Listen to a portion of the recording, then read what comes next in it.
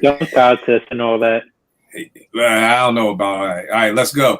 What's good? You are tuned into Apartment 5B podcast hosted by your man Kill. As y'all can see, the house is packed tonight. Got my man JR. What's going on, good brother? What's up? Good to be here. No doubt. My man Easton out the UK. What's going on, bro? Family? Good, man. Yo, for people who don't know, we do these shows just for Easton. This is how dope this dude is, that we do a show once a month on Sundays because he can't get us on Thursdays because he's in the UK. So that's just the cosign of how dope this dude is. We have made a date on the calendar for Apartment 5B just for this dude right here. Next up is my man Gnu. Who gets the same exact love because he can't make our Thursday show. So we got to have a Sunday show just to get him back in. What's going on, good brother? What's good, everybody, man? I'm glad to be here, man. Glad to be back, man. In the mix with everybody. No doubt. After that, we got my man Neltron chopping it up with us for the first time today. What's going on, good brother? What's up, everybody? Peace to everybody in the chat, man. What's glad going to be on, here. bro? Ain't nothing, Vern. What's happening, man? Got my brother Ed out of LA. What's going on, Ed? Yo, man, I'm good, man. It's good to put actual like faces, speaking faces to people I only chopped it up with on Twitter, man. So this is really dope. Yes, no doubt. DJ Rack One, what's going on, good brother? What's good, man? What's good? It's good to be here, man. Happy Sunday. All right, no doubt. My brother Burn out the ATL, where I don't know what is going on out in ATL. Hey, man, listen. All-Star game. Hey, man. They wildin'. Gilly got people in a 5-star hotel shooting dice in the lobby at the 5-star hotel. First of all, I call bullcrap. He ain't paid no $1,500 a night for no hotel. I'm just calling bullcrap. Yeah, that's cap. I agree. Well, tell me this, because I don't know. Because here's the thing: the only reason why I'm saying this, I know a lot of people bump up prices when there's events. So yeah, possibly. But listen, I mean, that's St. Regis. That's no, dog. I mean, and then if you look at that hotel, no, man, it's too many rooms in Atlanta. It's too many hotels. First of all, it ain't like it's thousands of people here as if it were pre-pandemic. So now I'm calling a cap on that. But niggas is wilding, man. They fighting at Cumberland. That's what I was about to ask you, Vern. Where's Cumberland Mall at? Cumberland Mall is in Cobb County, right down the street from the Braves Stadium. But bro, it's been hood for a minute. It's been hood for a minute. And anybody that knows anything that's from Atlanta, you don't mess with Cumberland. And only people that go to Lenox are out of towners, scammers, want to be red carpet folks, and jump out boys. So yeah. You get what you get. Well, you know what? I want to ask you some questions, but I'll wait till we're done because today is a Jersey. We are repping for Jersey today. You know what I mean? If you've ever seen one of the shows where we salute a city or a state, we get a tour guide. So Gnu right here is gonna be our Jersey tour guide. He's gonna take us through his hood. If we ever in Jersey, where we're gonna get something to eat, where you get your cuts, get your beard shaped up, where you going shopping, where you getting your kicks. DJ Rack was also with your rules. You know what I mean? So we are talking everything. Still got mine too. We are talking everything Jersey today. We are talking the top 10. We're talking top 5 MCs, top 5 albums. Who's your favorite group out of Jersey? Slept on MCs on Jersey. Slept on albums out of Jersey. Who's the dopest producer? And then, like I said before, Gnu is our tour guy. He's going to take us through the hood, let us know what's going on. And then we also got to understand Jersey is a big state. So we got South Jersey, we got North Jersey. Me and Gnu are going to talk a little bit about the differences between the two. Because to me, South Jersey is almost like Philly. It's a special, you know what I mean, love affair right there. I'm sure the same way with North Jersey is with New York. So Gnu, set us off, brother. Yo, top 5 MCs out of Jersey. Who you got, bro? Top 5 MCs out of Jersey, man. That was kind of hard, man. So those that know me, man, you know my number one MC. I'm definitely going to say out of Jersey, out of Newark, New Jersey, is my man Reggie Noble, Redman, right? Absolutely. Everybody else kind of come after that, man. But definitely, man, got to go with you want all 5 or. Yeah. Give us all 5. Give us all 5. So next after that, I would say Wise Intelligent, you know what I'm saying, from the Mighty PRT. I would definitely go with next I would go with Rod Digger. Rod Digger from the Outsiders, you know what I'm saying? Yes, sir. After Digger, I would go with Another MC from the Outsiders, Young Z. Mm-hmm. And then I would say, it's kind of hard, man. But it was out of Joe Budden or Tretch. If I could do that, but I would say Tretch, man. All right. So you got Redman, Wise Intelligence, Digga, Tretch. You got one more, right? Or did you name 5? Young Z. Young Z. All right, no doubt. All right, for me, I'm like you with Reggie Noble. Redman at my number 1 spot. Red is number 1 for me. Number 2, I got Tretch, man. I think a lot of people don't talk about Tretch. When people don't talk about Tretch, I just assume you just heard the singles. Like you didn't hear Yoke the Joker. You weren't listening to the album cuts and everything like that. Because for a time and point, Tretch was a top 3 MC walking the planet Earth. Easily. You know what I mean? Now I'm old, so I can't find the dates. Maybe it's 92, 93. There was a point in time when Tretch was one of the nastiest dudes walking the planet Earth. Number 3, I gotta go with, and this is bug for me because I don't even know, man. I'm looking at my list now, like I may not be able to do that. You know what? I'm not. I'm going with Rod Digga at number 3. No, you know what? No, I'm not. Okay. He's having an inner war with himself. Yeah, I'm having an inner war right now. He like Cuba Gooding fighting in the air. Now I'm confused. All right, Redman and Tretch is solid. Number 3, I'm gonna have to go Joe Budden. A lot of people don't know about Jump Off Joe. I understand it. People only heard Pump It Up and they think that's Joe Budden's. I used to be one of those people, so I get it. You know, if anybody out there watching got an issue, get at me. I got a mixtape called The Mind of Joe Budden. I have converted a rack of niggas who was like, Joe, I need that, Kill. When they finished that Kill, mixtape. I need that. I need that mixtape. I got you. Because I get it. I understand. People watching right now are like, yo, Kill, you're bugging. Like Joe, but I'm letting you know. I'm talking about MC, and I'm not talking about personality. He's a corny nigga. I'm not talking about loving hip hop. I'm not talking about the podcast. I don't even watch the podcast. I'm just talking about Joe Budden's barring you to death. There's a YouTube clip I'll put in a link where it's him, Beans, Freeway. They all up at Green Lantern, and Joe just spazzes. He killed it. So I'm gonna go with Joe Budden's on that.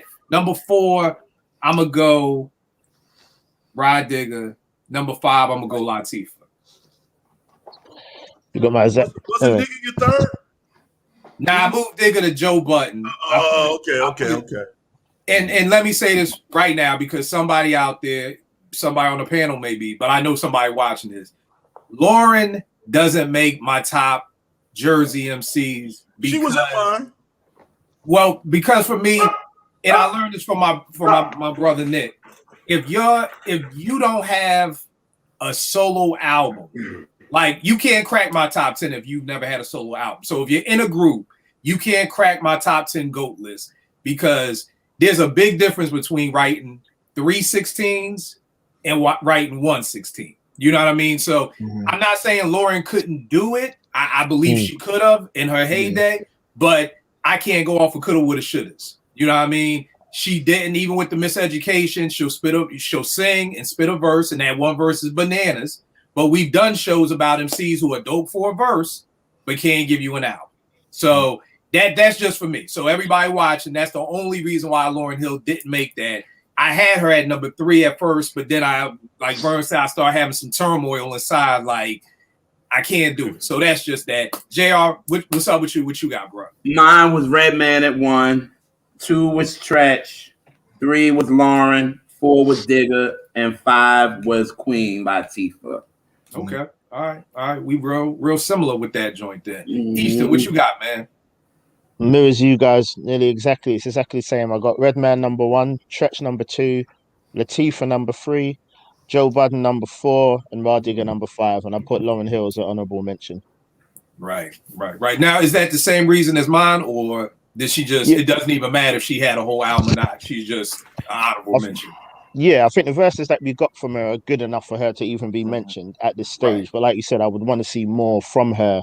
I would feel wrong putting her in the mix over any one of those people that I listed there without the material. Do you know what I mean? Because people can say what they say about Big and Pun, or they've only got 2 albums or what have you, but at least you've got the whole couple of albums to actually look and see what they were giving us and what they were potentially going to give us as well.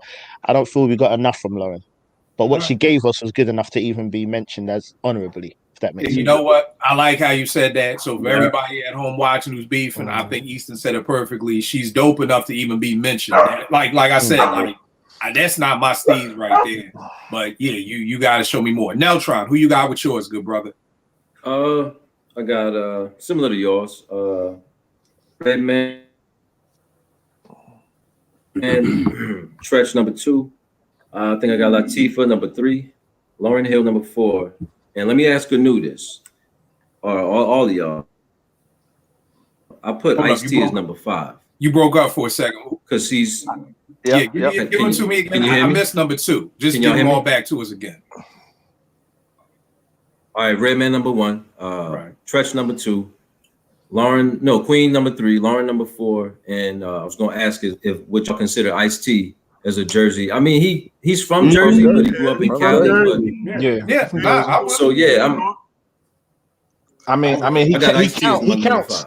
He counts because he was born in Jersey. He just grew up his formative years in LA, and that's just what everything is based off of.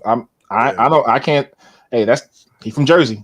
He claims it too. So that's an interesting. The only reason why Ice didn't make my list was just because for me, my definition, I say it's every day on the timeline. We all have different definitions for the same words. For me, I think about what you rep. And to me, I just always see Ice-T. So to me, no right or wrong answer. Ice-T is definitely there, but I just know for me, it was kind of just like with Guru. I would never name Guru as a Brooklyn MC, because he's from Boston, even though he reps Brooklyn all day long. I personally, but I know other people. I know Brooklynites who would be like, nah, Guru we'll claim him. You know what I mean? But for me, it just wasn't. But that's a dope pick with Ice-T because a lot of folks don't even know he's from Jersey. So that was a dope look right there. Vern, what about you, good brother? What's your top 5? Y'all excuse me, man. I'm dog sitting my crazy wild dog fight. he is wilding because ain't nobody else here. Put the Pfeiffer. He's putting up 4. But I got Tretch, Redman, L Boogie, and y'all know I don't care what nobody think. That's what I got. Number 4, Rod Digger, and 5, Latifah. All right, no doubt. Rec, what you got? Nice. First of all, Rec, what part of Jersey you from? And I apologize. Hold on. Gnu, since you the tour guy, rep your hood. What part of Jersey you from? Yo, from Trenton, New Jersey, man. Trenton in the building. What's good, everybody? All right. And what part of Jersey do you rep? I'm from Willingboro, man. That's about 15 minutes from Gnu, up 130, up 295. Pick which way you want to go. Yep. All right. So, Rec, who you got for your top 5? So I got to put this disclaimer out. I don't count Latifah because I put her in a whole different light. I don't count her as a spitter from Jersey. Like, she's worldly to me when it comes to this question. So I didn't count her. I didn't put her in here. I gotta put that out there. Let me ask a question, good brother. Let's go deep with that. But why not? Because she reps Jersey. She does. She is a spitter. I'm not saying she's not. No, I'm just asking. I'm just because you said she's worldly, but it's like Big is worldly, but you would still put him in Brooklyn. She reps Jersey all day, but when I'm looking at my list, I just felt as though I could put her in a different category. All right. So I'm not saying she's not from Jersey. I'm not saying she's not a spitter. I fuck with Latifah hard, real hard, but I just didn't put her on my list. All right. I'm going Redman, Wise Intelligence, Tretch, Joe Budden. Kill converted me to a Joe Budden fan after that mixtape. Neltron, you I'm telling y'all, it works. This is like the fucking COVID vaccine over here, man. Because early on in my apartment 5B career, I was looking at Kill like he was the craziest nigga in the world. Trust me. I'm used to it. But you know the funny thing is, it's almost and not to make everything biblical, but it reminds me, to me, Paul was so dope in the Bible because he used to diss Jesus and used to diss God. So when he got down with him, it's almost like you kind of know how people are going to come at you, because I used to come at, those people anyway. So to me, that's one of the reasons Paul was so ill. And that's the same thing with me. Like, I went to a Joe Budden show and my people were so hyped to see Joe. And I'm like, that pump it up, nigga. whack ass nigga. You know what I mean? And yo, it was the first time in my life I've ever been at a hip hop event, and I felt left out. Like the whole crowd was just word for word. Niggas left the show hoarse. This was 2009. I haven't seen people leave a hip hop show hoarse since the 90s. You know what I mean? Since like me and Gnu at Morgan. Like so, and I'm just sitting there at the bar like, ain't this some shit? I don't know I don't know a word whatsoever. And I went home and downloaded all the Move Music mixtapes and been a Joe Budden fan, the MC fan ever since. So trust me, I when people look at me crazy, I understand because I used to look at other people crazy for rocking each other. My fifth is Rod Digger. All right, no doubt. And Eddie, who you got for your 5? Yo, man, I was like, just with all this debate back and forth, I changed my list like 5 times. And it's really between 2 MCs. It's really between the 2 MCs. But my list is very similar to JR. So I got Redman 1, Tretch number 2, and then I got Rod Digger at 3, Queen Latifah, and Lauryn Hill. So Lauryn Hill was the one, you know, I was like, yo, man, you guys are making good points, but you know, at the end of the day, like, I mess with Joe Budden. I know he got a great body of work, but you know, even though, you know, Lauryn, like, she doesn't have as much work, but yo, like, I just feel like she's just doper. Like, you know, and that's just what it comes down to for me, I guess, in this case. I mean, you know, to me, man, you already know, for me, we all have our own criteria. You know, so to me, there's never no right or wrong answer. I'm just always intrigued by people's criteria. It's kind of like for me, you can't make my top 10 producer GOAT list if you haven't produced a whole album for somebody. Right, yeah. You know what I mean? So that keeps a couple of producers off of my GOAT list, you know, because in my day, if you're just a dope producer, you had to produce an entire album for somebody. Because I don't want to say anybody, I guess anybody can make a dope song here and there. You know what I mean? And if I'm just coming in on one track here, you know, and everything like that. But it's a whole nother monster for you to have to produce a whole album. But somebody else don't care nothing about if you produce the whole album or not. Like, you can make the GOAT list. So totally get that. Gnu, let me ask you this. You and Rap. What up?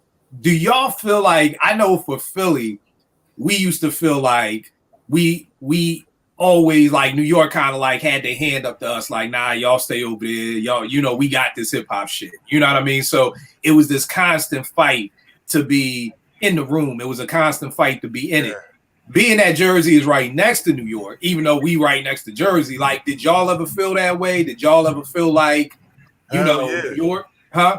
Hell yeah! Like when I felt it when I came to Morgan. You know what I mean? I'm hanging around, you know, a lot of cats from New York, and that's why, you know, like, we had PRT, we had Naughty, but that's why, like, when Redman came out, I felt like he was that cat that was like, yes, like, finally we got somebody that's really carrying that flag for New Jersey. He was really repping Jersey. He was really naming weed spots and streets and you know what I mean? Right. One of those that guy that just made me say So, but I did feel that. Yeah, to answer that question, yeah, I felt that from, and it's, like, so, you know, like Jersey. We had to prove ourselves. You know what I mean? Right. Because it's funny because the next question was then gonna be, so how did it feel when Red came out? Yeah. You know what I mean? Like, that was, you know what I mean? Because it's the same with Philly. For me, being at Morgan, when Illadelph dropped, that's when New York niggas was like, yo, okay. Like, that was our Redman moment. You know what I mean? So it's just funny to hear that from you, like, the same thing. Breck, what about you coming up in Jersey? Did you kind of feel that?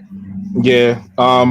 You know, we weren't known for much at the time. And like Gnu said, when Redman hit the scene, it was undeniable. You couldn't deny, you know, that cats from Jersey could either spit or produce or do whatever. We weren't a novelty act at that time anymore. You had to take notice and be like, okay, he's from Jersey, but I'm gonna see what they got. You know what I'm saying? It's like that from a DJ standpoint, being from South Jersey and having to go over to Philly to try to get work as a DJ. You know, Philly is the land of the DJs.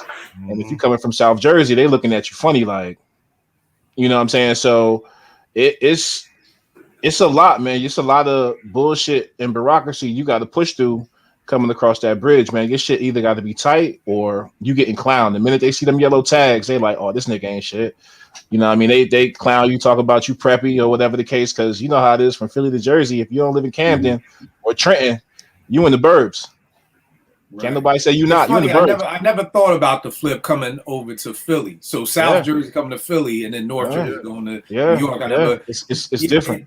And it's bugged because, and I wanted to get into this, and we'll get into, you know, Jersey, because people don't really, I don't know if some people understand how huge the state is. You know what I mean? And that South Jersey is totally different than North Jersey and things like that. And it's crazy because when I think about Philly similar to Jersey, like, it's crazy that it took Redman because y'all had so many dope MCs even before Redman. You know, this is how I felt about Philly. Like, I felt like we had Steady B, we had 3 Times Dope, we had dope MCs, Will and Jeff before, you know, Will and Jeff became Will and Jeff, you know, before Fresh Prince of Bel-Air, Will and Jeff. Like, we had enough firepower that I thought, you know, and it was worse for me because my cousin was from Fort Greene, Brooklyn. So, like you said, for you saw it at Morgan.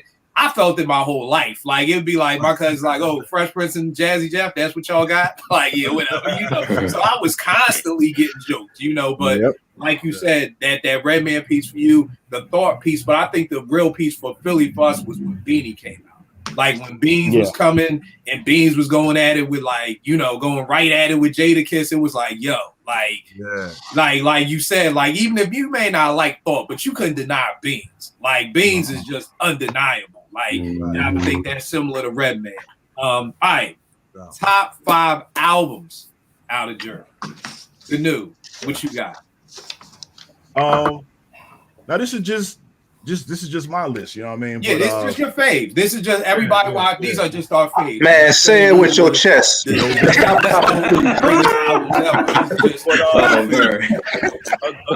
number 1, I'm gonna say Redman, Muddy Waters. You know what I mean? YZ, Son of the Father. I don't know if y'all remember YZ. You know what I mean? The return of the Return of the Holy. Holy Intellect, Poor Righteous Teachers. Good. Dirty Harriet, Rod Digger. Rod Digger. That's what that It was hard, man, but I had to say Fuji's the score, man. Yeah. Oh yeah. Dope. All right. A lot of honorable mentions, but yeah, man, you know, it is what it is. I feel you. I got my number 1, Redman. What the album? This joint right. Yeah, that's the one. 5 albums. That's the one that changed the game. Yeah.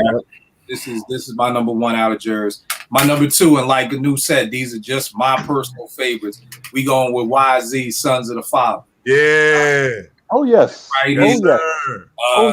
You know, if y'all don't know about this, do your homework. Very, very, very dope album. Very dope MC. We talking about In Control of Things. For people who may not know with YZ, he had the original sample when Gangstar and God, Big Daddy Kane. Right. I'm trying to get the what is the YZ joint is I'm in control of things. Right, in control of things, but I'm trying to think the Gangstar, Take It Personal. When Guru's like rap stars. Oh yeah. This is what he was talking about. Yeah. He had the original sample for In Control of Things, and then Gangstar used it for No More Mr. Nice Guy. You know what I mean? And I'm gonna get a little bit more about this album later. But I always tell people, to me, that Guru line is some bullshit. I don't care how much I respect Guru. Nigga, you bit somebody else's beat. They came at your neck. And now you like rap as an art, you can't own no loops. But I tell you this, if let somebody else use Come Clean after Primo used Come Clean, it would have been an issue. So that's why when people try to quote that rap as an art, you can't own no loops, I'm like, nah, bro, the game don't work like that. So this is the original of that sample right here. And we're going to talk about him later. Tony D, a producer out of Jersey. Out of Jersey. Yes, sir. We're going to talk about that a little bit later. My third joint, we going with All Hail the Queen Latifah right here. This album right here was crazy. Inside Out, Dance for Me first. I mean, it's Wrath for My Madness. It's just, if you haven't heard this joint, you need to hear that. Number 4, I talked about this on the timeline the other day, Holy Intellect. Yes, you know what I mean? One of the dopest albums right here. This is 5 mics to me. People only talk about Rock This Funky Joint. To me, this whole album was crazy from beginning to end. And then number 5, we're going to go with the Fugees, The Score. You know, just an incredible album to me. the end and everything like that. So we got that. JR, what you got for your top 5, good brother? All right, so my number 1 is The Score. Number 2 is What the Album with Redman. 3 is actually Naughty by Nature's debut. Oh. And then Dirty Harriet at number 4, and number 5, Black Rain, Queen Latifah. People don't talk about that Black Rain. Black Rain was tough. That's some nice track. was on that, right? Yeah. I was in that one. Yeah. My joint on there is Winky's theme. Man. Winky's theme, but yes, sir. Yes, sir. Yeah, but for the grace. Yeah. People don't talk about Black Rain. People be trying to act like Lie was a one-hit wonder. Right. No, not at all. Not at all. Black Rain is dope. Oh, what was the joint with she Just Another Day in the Hood sample? Yeah, man. That was fine. That was fine. That Janis sample. That was fine. Easton, what you got for your top 5 albums out of Jersey? 1 and 2, both Redman. So number 1, Muddy Waters, top 10 album of all time for me. Number 2, What the Album. Number 3, The Score. Once again, just for the impact and just the entirety of that album. Number 4, I've also got Black Rain, Latifah. And I had to cheat on number 5 because I couldn't decipher, but I've got Naughty by Nature debut and Poverty's Paradise. Both those two back to back. I couldn't pick one out of those two. And I've got Raw Digger down as an honorable mention and Keepers of the Funk honorable mention. Laws of the Underground. Oh, man. Yes, sir. Yes, sir. Yes, sir. Lords. Sir. Lords. Yeah, do Yes, it sir. Yes, Do it sir. all. Eddie, what you got for your top 5, man? All right. I had Muddy Waters, by Redman, of course. Then I had The Score by the Fugees, Queen Latifah, All Hail the Queen, Pure Poverty by Poor Righteous Teachers, and the self-titled Naughty by Nature joint. All right. That Pure Poverty is a dope album too that nobody talks about, man. Yeah. The second version of they joint Shaquilla was crazy too. That was crazy. And that went off of Pure Poverty. That was even crazier. It's crazy, man. Like maybe 11th grade, I found a stray kitten in my hood, and I snatched him up. I don't know how I hid her from my mom for like a month. I had the cat. The kid was so small, it was living in my dresser. Like, wow. We had a kid, like, it was like a magical kitten because like I got this kitten when I was like 16, and like I swear to God, like this kitten just died like 8 years ago. Like the kitten was like 30 years ago. Oh, wow. Yeah. 30 years. Like, and I named her Shaquilla, so that was the ill part about that. But Neltron, what you got for your top 5 albums out of Jersey? No particular order. I got The Score, it's Miseducation. That's not really a. Yes, it is because it's online. Hey, you count it. All right, Miseducation, Nature of a Sister, There's a Dark Side, Dark Side, and the debut Naughty by Nature. That did, man. It's fun. We'll talk about that. I always rap with Gnu because I remember to the day when it came out and Gnu slipped through my crib at Morgan. I was like, I ain't feeling it. Gnu was like, you smoke? I was like, nah. He was like, well, there you go. And it was like, oh, yeah. It was like, you smoke? Yeah, you gotta smoke. There's your explanation of why weed smokers album right there. I remember that to this day, and I was like, I ain't never had nobody make an album make so much sense to me that quickly. Go back and forth. It was just like, touche. I got you. Vern, who you got for your top 5 albums? All Hail the Queen, The Score, 1993, Miseducation of Lauryn Hill, and I'm not the biggest album fan of this guy, but I'm battling. I'm gonna say What the Album. All right. I mean, I acknowledge Reggie is dope, but I'm just not a big Redman fan. If that makes sense to y'all. Nah, makes sense. Like music speaks to us all differently, man. That's right. All differently. Right. Who you got for yours?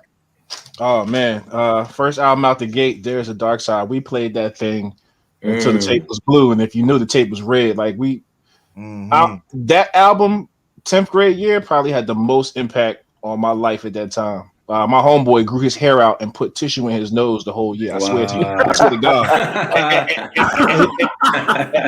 and he was light skinned. He played that Reggie Noble till he couldn't play it no more. Like, but it had that much impact on us. Like, we banged it that hard. Second one, All Hail the Queen. Love that album. Kill said it. Too many bangers off that joint. Dirty Harriet. Mm-hmm. Yes, sir. YZ. But the Ghetto's been good to me. I earned my respect. That was sophomore year of high school too. Yeah, it's like 91ish. 91ish. No. I was in eighth grade. I was in eighth grade then, if that was the case. But that Acid Rain, I had never heard no drum programming like that. You gonna talk about YZ, man? And number 5, The Score. I think I blew a woofer on that joint. Banging Cowboys. Just, being young, having my first car, turning that joint. I think I blew a woofer to that. But those are my 5. Rodiga and Lauren spazzed on that. That's right, man. So here's the funny part that I'm just noticing, that we're naming like a lot of female MCs. Yeah. You know what I mean? Like, and I don't think I ever kind of pieced it together that Jersey has so many dope female MCs too. And I'm trying not to separate. I'm trying to just look at everybody as MCs, but I'm just saying, like, we're saying La, we're saying Rod Digger, we're saying Lauren. You know what I mean? Like, those are 3 of my top 5. Would you say? 3 of my top 5 female MCs of all time. Right. You know, so it's just, and all 3 of them are like hard as hell. Like, they're not like subpar or anything like that. It's like Latifah could have. I mean, I always had light over Latifah, but if somebody said Latifah was their favorite MC back in 89 or 90, I'm not mad at that. You know, Lauren, I know got people like Lauren better than some male MCs. You know what I'm saying? And the same with Rod Digger. You know what I mean? Like, Rod Digger, and I love Young Z, but it's almost the joke I say about Papoose and Remy Ma. Like, yo, nigga, you ain't even the nicest nigga at the nicest every night. Like, you know, like, so Rod Digger to me, if I had to say Rod Digger or Young Z in a battle, nigga, Rod Digger. Like, you know what I mean? So it's just and none of them and Kill, none of those females we talking about shook their ass or had to show. You know, they were all. Everybody was dressed up. Everybody was covered. It was just all together. It was just all. I mean, like I was explaining to Naomi, like the most, I guess, sexiest female MCs was Salt and Pepper, and that was really only in the Pusha. Like, and that was just old latex and some tight biker shorts on and shake your thing. Like, that was it. Like, other than that, it was all spitting. Like, if somebody came out half naked, we probably would have been like, "Word, like why?" Like, you know, 357 though. What happened? I said, Oaktown 357. Index though, like that was it. Like you wasn't seeing no nipple, you wasn't like that. Like that was the worst you was living. I was 10. I ain't have to see no nipples. I was good with the spandex. I'll be the TV like this, like Juicy had them crazy. Oh man, I feel, but it just took me like, because you know, whether we're naming the Fugees, whether we're naming Miseducation, you know, some people are naming All Hail the Queen, other people are, you know, naming Black Rain, you know, Dirty Harriet. I got a Slept On Rod Digger album. So, you know, it's not, I'm just for the people who's watching, you know, that, you know, that this just isn't like, you know, just a one-off like these people, because I get it with Latifah. I think she falls in the same LL category. If you're not of a certain age group, you look at Latifah as an actor first and a rapper second. You know, the same way people, after we did the Heavy D app, and people was like, yo, I love the show because at my age, I looked at Heavy D as a actor and kind of like the rapping was secondary, you know? So I think that's what happens with Latifah, because like Rex said, she's so worldly now, you know, but now I'm talking about Dana Owens, you know, on, you know, Dance For Me with Mark the 45 King, and, you know, the pros, Tommy Boy, pros with Daddy-O. Yeah, man. The second it dropped, you know, so we got that. Good news. So, I'm sorry, bro. What's up? Question, man. What the hell was y'all doing in Jersey? Because all 3 of them MCs is hard. You know what I'm saying? They hard, man. And you know what? This is a better question because I don't know, because Jersey is so big. Right? Good news. Do you know? Where's Lauren from? She's East Orange, right? Yo, that's Springfield Avenue. Once you hit Newark, coming from the city, you take Springfield all the way up the hill, all the way down. Yeah, you gonna know when you're not in Newark no more. When you hit, drive past the bus station, you in Orange. Keep going out, you in East Orange. Breck is MapQuest right now. He's like, what address? Hey, look, let me tell you something about Jersey. Yeah. Let me give you a quick caveat about Jersey. It's not like Philly, the way you can hop on the L or you can hop in a cab or whatever. If you don't have a car or you don't know your way around the bus, you fucked. If you're not in Camden and you can catch the bus, Camden is what, 5 square miles. Trenton, roughly the same. Most people stay on their side of Trenton because of shit. But everywhere else, you got to have a car. And that's how I knew my way around Jersey, from hooping and just knowing cats. If you didn't go to these certain places, you had no business being there. Oh, you know? I totally understand that. So you learn your way around Jersey real quick if you got a car. All right. Where's Latifah from? She's from Newark. And where's Digger from? Newark. Wow. It's that North Jersey thing right there. Yeah. All right. Then it's funny. Then, like I said, we're gonna get to it because when I think of South Jersey's, I think of North Jersey's MCs. I think the North Jersey MCs are more, I guess, kind of like I look at the difference between Big and Jay. Both are incredible lyrical MCs, but I feel like if you say, "Yo, make a song about a nigga trying to come get you," Biggie's gonna make Warning, which is much more hostile, and Jay is gonna make Friend or Foe, which is hostile, but it's in a more wittier way. Like Jay ain't talking about saying what's to your door and what you think all the guns are for. It's like he's saying it, but he's not saying it like Big is saying it. And I feel like the South Jersey MCs are more, I guess, smoother with their stuff, like YZ, the Poor Righteous Teachers, where for me, the Northern Jersey MCs are more kind of Biggie-ish, more rough and wild, but they're both still dope, but they kind of have different styles. What do you think, Anu? I was just going to say, now, Trenton, where we're located, we're Central Jersey, you know what I'm saying? Yeah. Right in the middle. So I think that we're like in a sweet spot because we're like an hour drive from the city. We're like 40-minute drive from Newark, a half-hour drive to Philly, 40 minutes from Camden. So we're like in a nice little area where we can get to either, you know what I mean? Right. We can get to all those areas, man. But what was your question though? No, just the differences between when you look at Wise Intelligent and a YZ versus a Redman and a Tretch. Right. Like all four are dope, but they just have different styles almost. You know what I mean? If that makes sense. It may just be me. I may be, the only person kind of sees it like that. Well, I mean, I think it all is really based on like your background, you know what I'm saying? Redman and who was the other guy you named? Tretch, they from Newark. No, I mean, not to say that Trenton is something soft, but you got Wise Intelligent. He's from the projects, you know what I mean? So he's really a poor righteous teacher. YZ is not from like this, say like the hood part of Trenton. He's more like from the outskirts. So you're going to get like a different kind of a style from him. You know what I mean? Right. So I think the music that these guys make is all based on the environment that they came up in.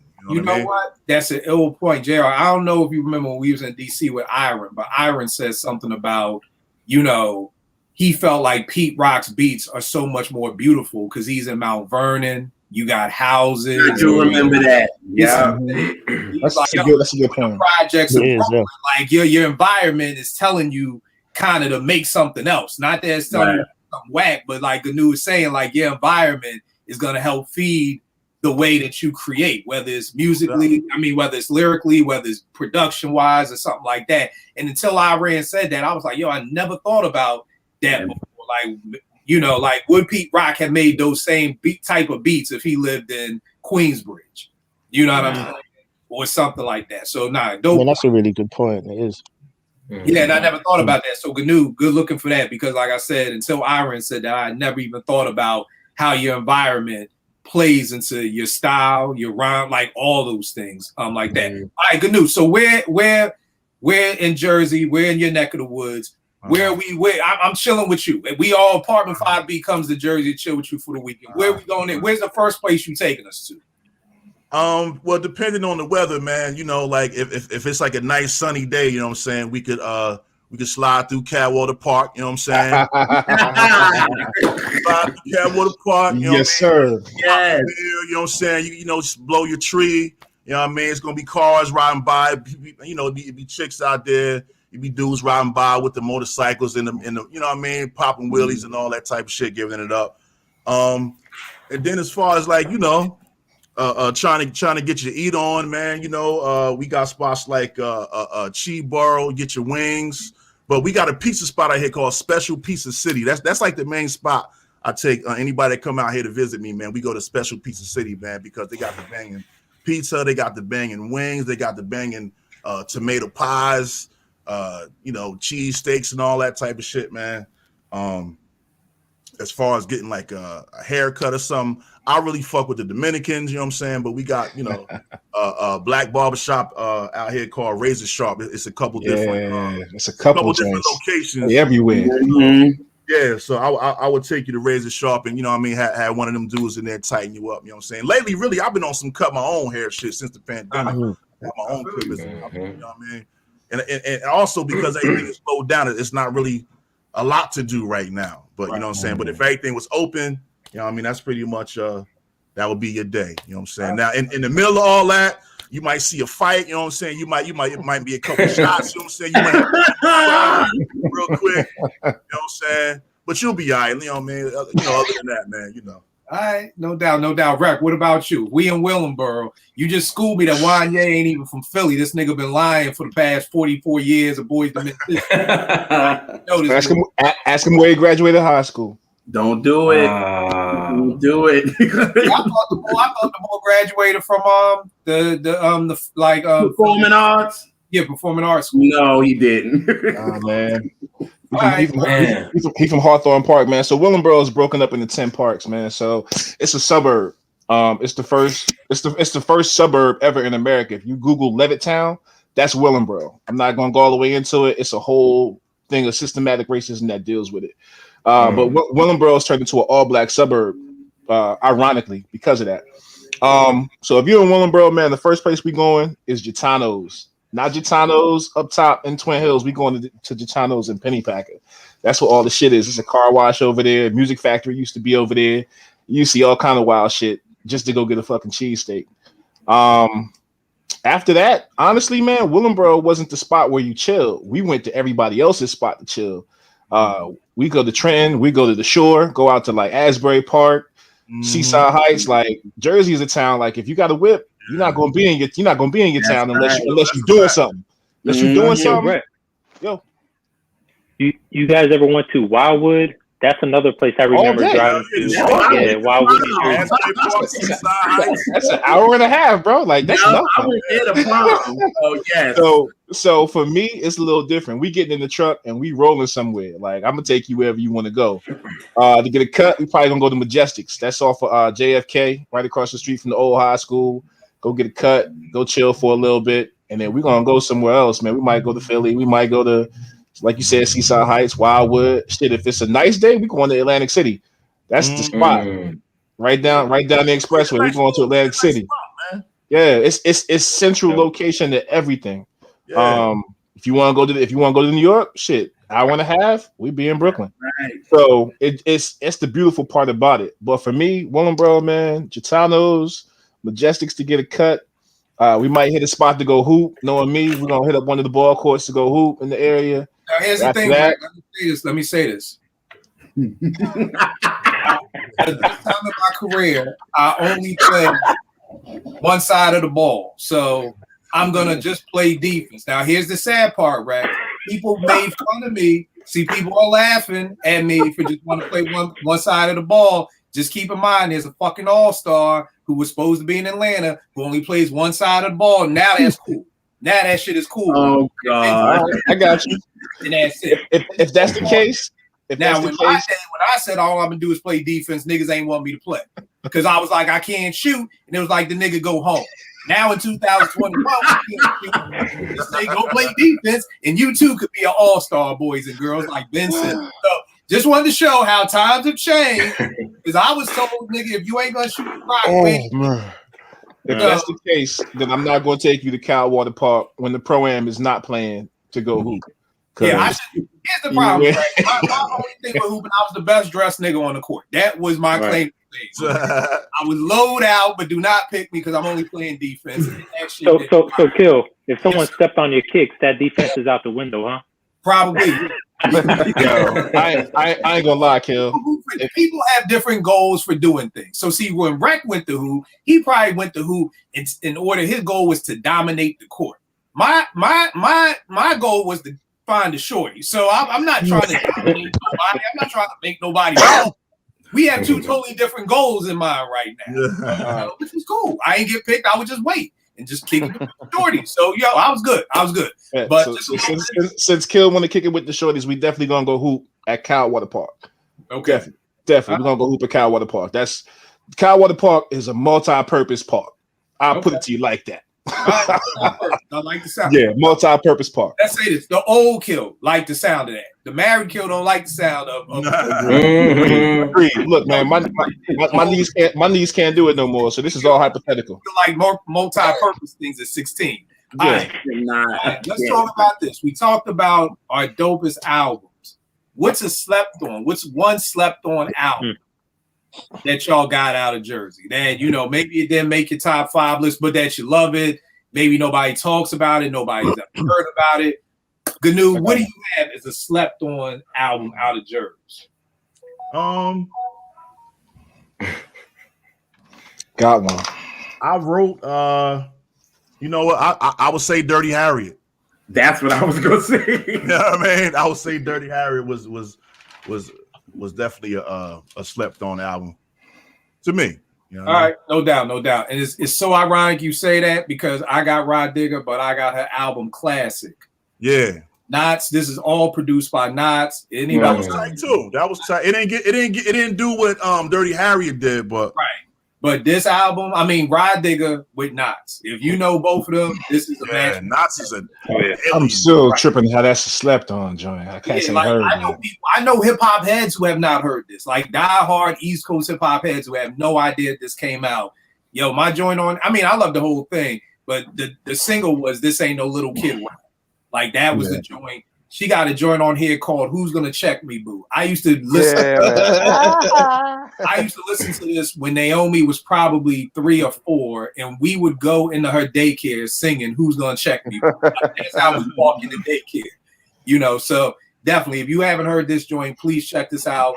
JR, you said whatchamacallit was yours too. Dirty Harriet was just yeah. What's that album called? Classic. Okay.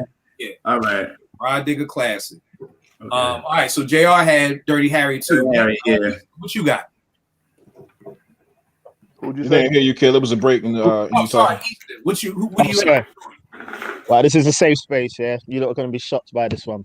1994, Shaquille O'Neal. Shaq. Hey, bro.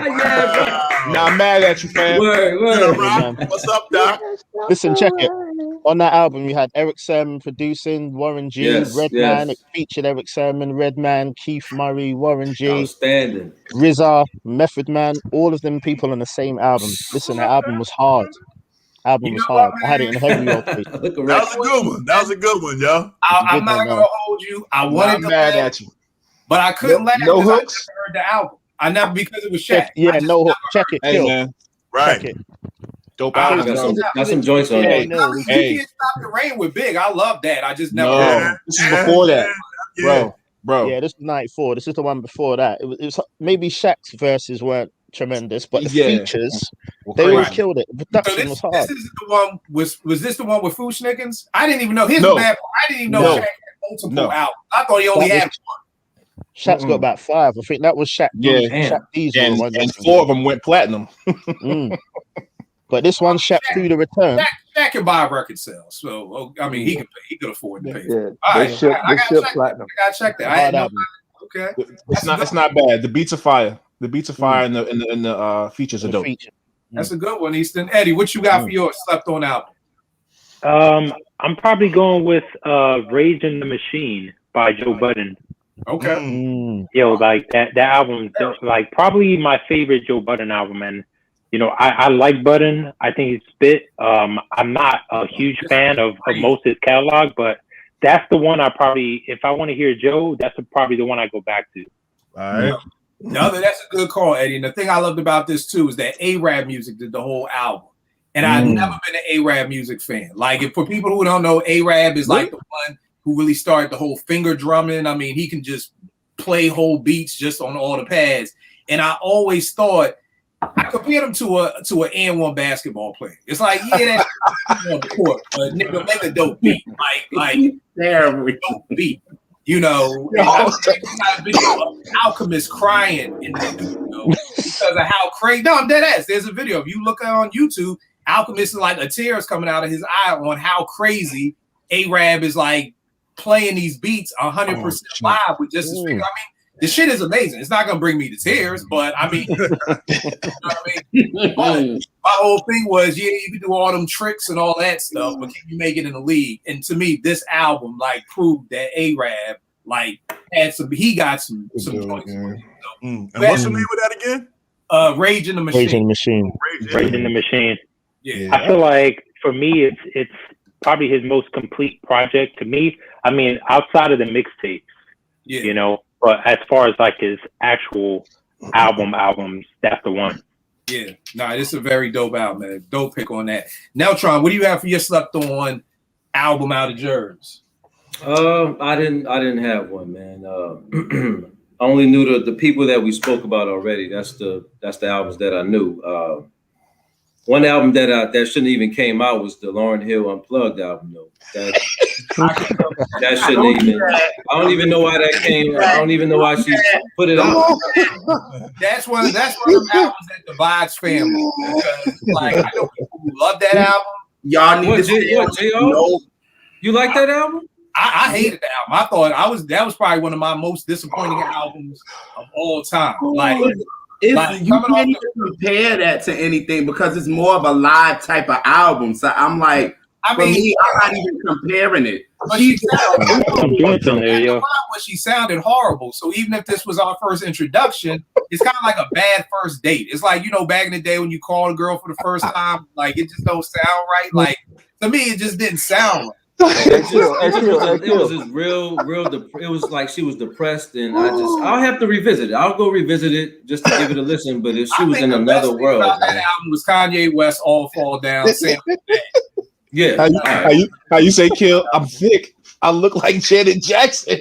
Did you look like Freddie Jackson? Yo, I remember how excited me and T were for that. Like we was around the TV, like I don't know.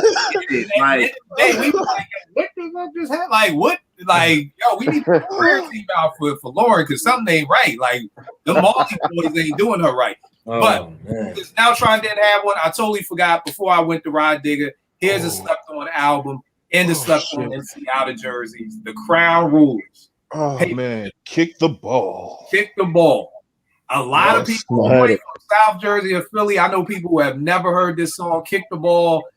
The Roots actually did a remix of Silent Treatment using a beat called For Black Thoughts, You and Yours. That's where they got this from, but it's Kick the Ball. This was the original Grand Poobah. Before there was Grand Poobah Maxwell, there's Grand Poobah out the Crown Rulers.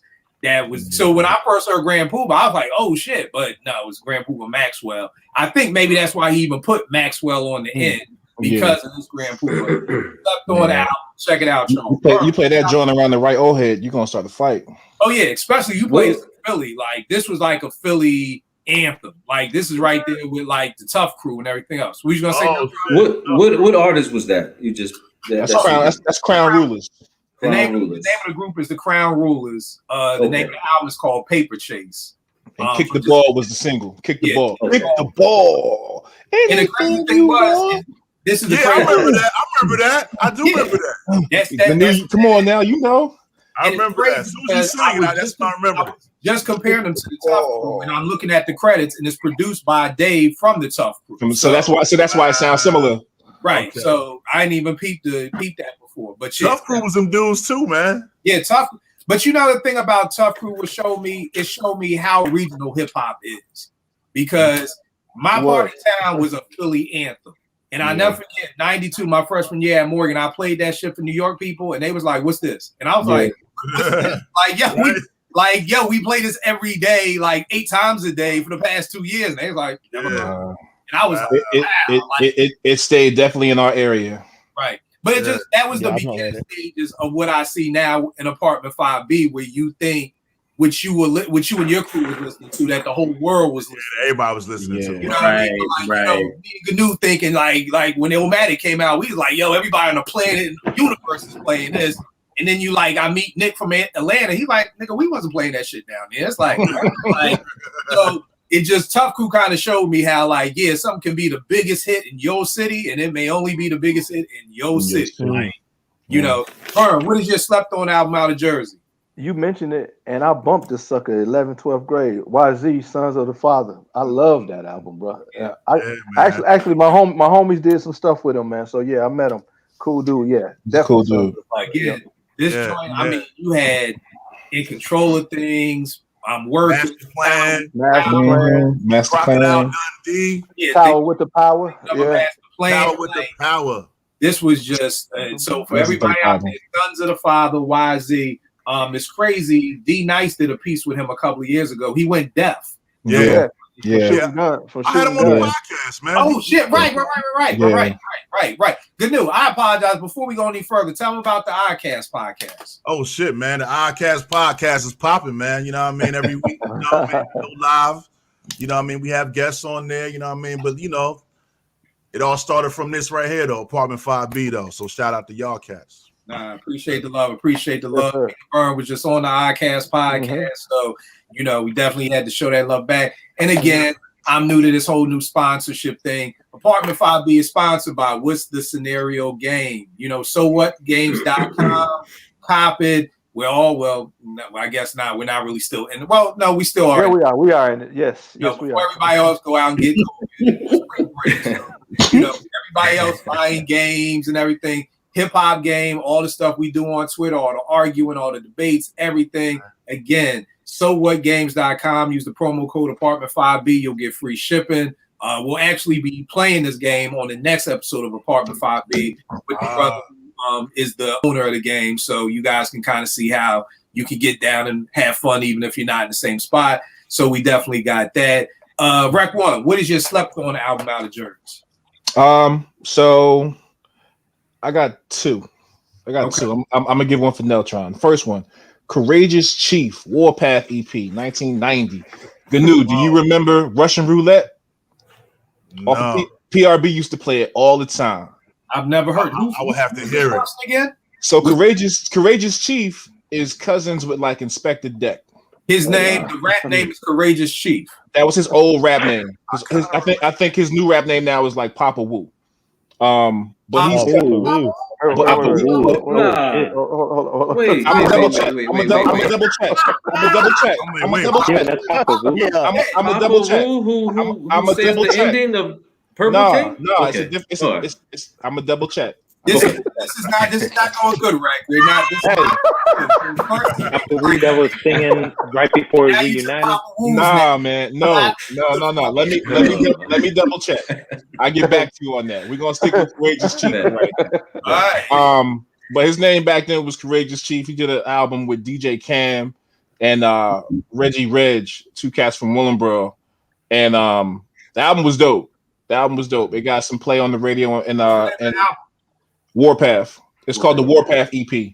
The lead single was called Russian Roulette, and it's the first time I heard gunshots as a kick and a snare. Okay. And then the revolver was like the hi-hat, and he was basically running around how Russian Roulette, and he made it into a whole rap. It's dope. It's a dope song. So that's for you, Neltron. I got you. Appreciate that, right? My slept on joint, Crusaders for Real Hip Hop. Deja Vu, 82. Bro. Okay. What? Now you gotta give me that again. Who Crusaders? Yeah. Crusaders for Real Hip Hop. Crusaders for Real Hip Hop. Don Knotts, come on, man. You want to talk about one of the most animated cats on album? Yeah. Tony D, not Tony D, but Don Knotts was crazy with it. You know what's hard with me, Rec, because you know names and album covers can make me not listen to you. So don't look at either. Don't look at the album cover. Don't look at the album cover. Hold up, I got you. The Crusaders for real hip hop. You sound like the names that like you had when you first started your rap group, like how Nordic was called the New Style, and then you got a new name, or like how Tribe was called like them Queens Boys, and then you I feel like they got stuck in their first name. Like my first name was Kill Rocksky. Like this still like a Tribe beat hosted by Kill Rocksky.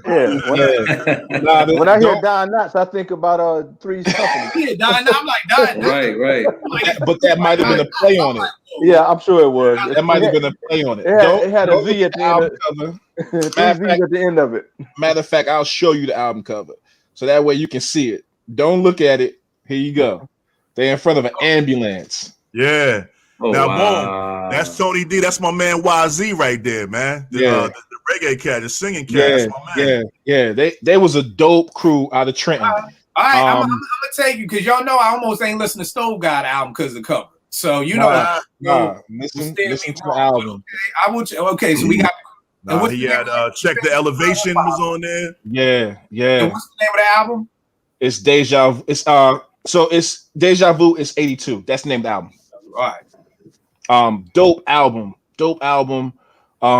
It got a little bit of traction, but unfortunately, it did not leave the state of Jersey. But it was a Jersey staple, man. Like those cats actually could do something, but just on a small label, being on Tony D's label, they just didn't have the traction to push it outside of that. But they had promo, they had videos, they was getting radio play. Like it wasn't like they weren't getting that stuff. It just Tony D's label was small, so they just couldn't get no backing behind it. Oh, Tony produced this? That's Tony D all day. That's all I say. See, we gotta just learn. We gotta lead with certain things, you know. Like if you was saying Tony D, my bad. They could have been called the Hopscotch Boys. If you told me, This is incredible, man. Say Tony D. We could let this is Tony D all day. Dope crew, man. Dope crew. All right. Tell me this, y'all.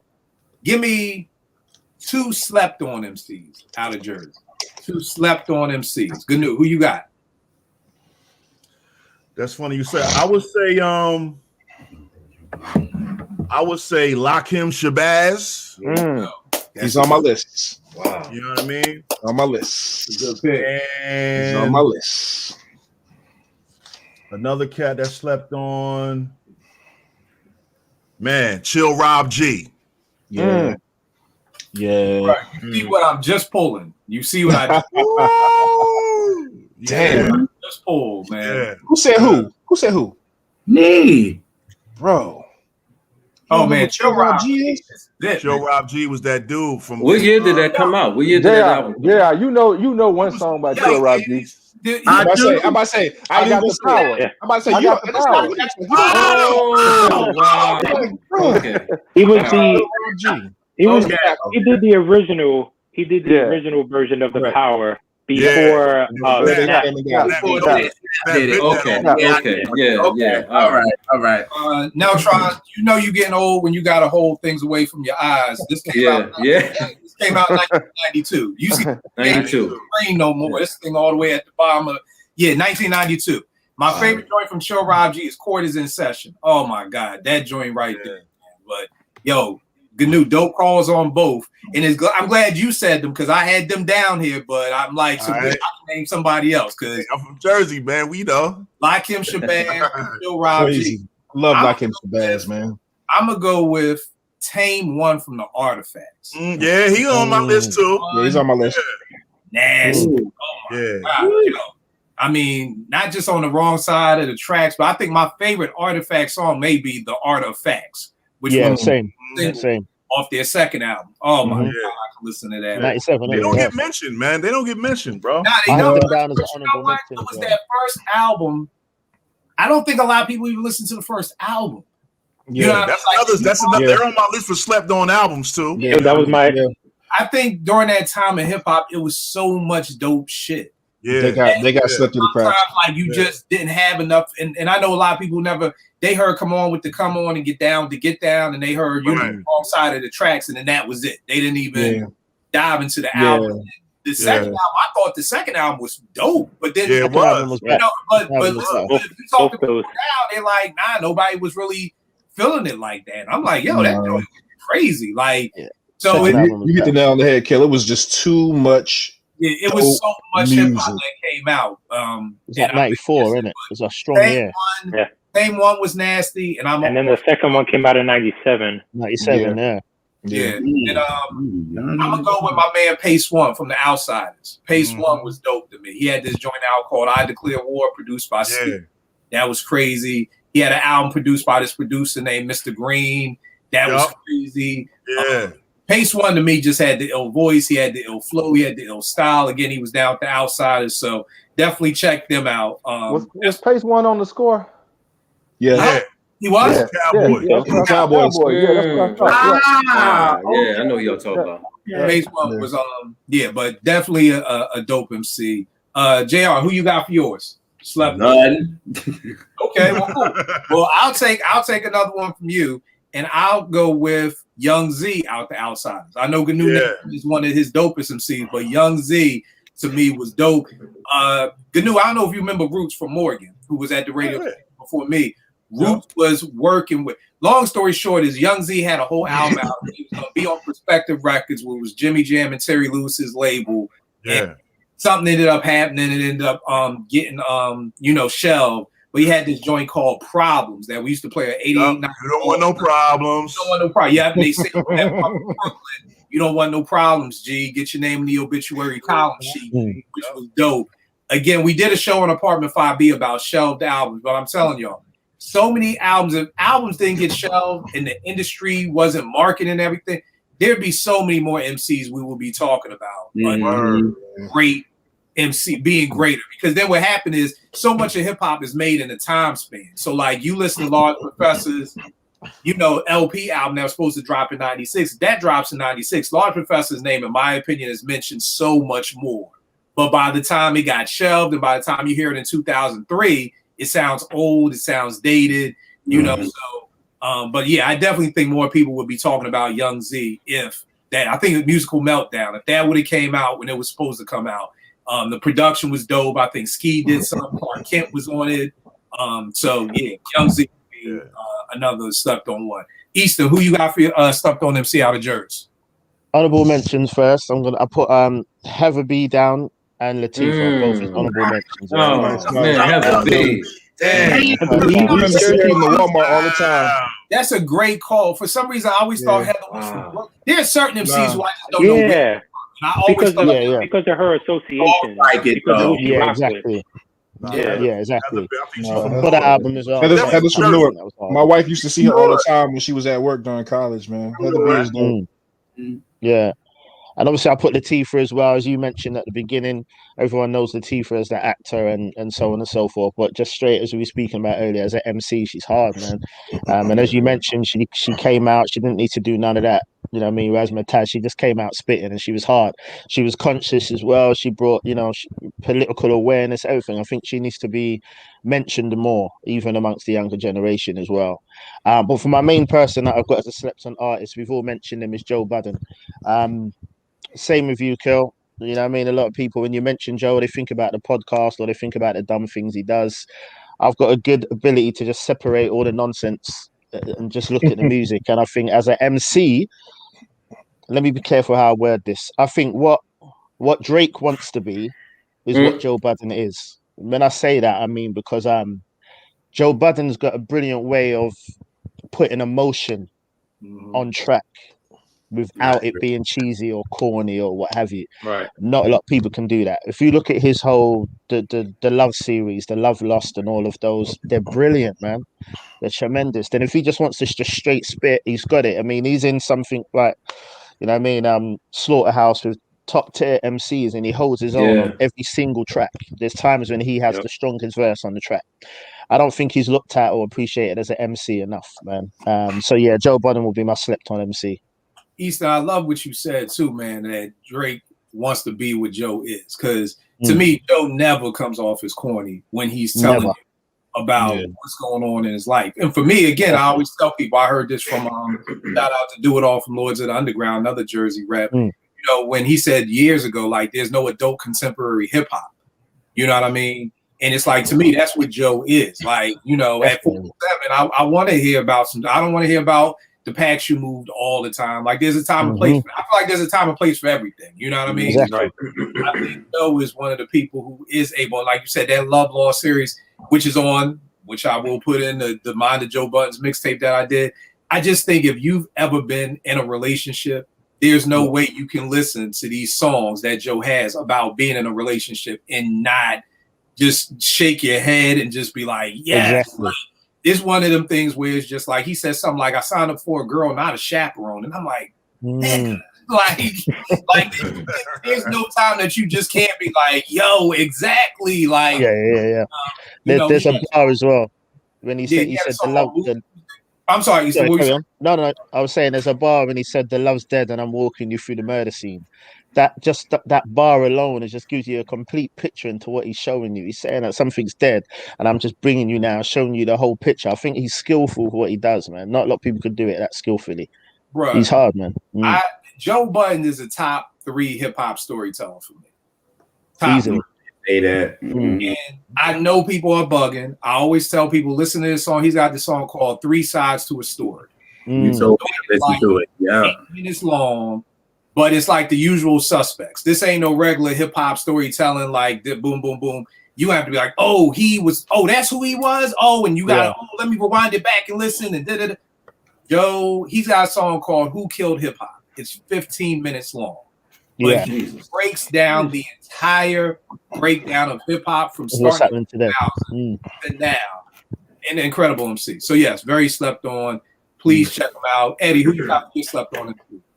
All right, so Kill, since you mentioned Tame One, I'm gonna mention Elder Sensei. I feel like the Artifacts as a group is just very slept on.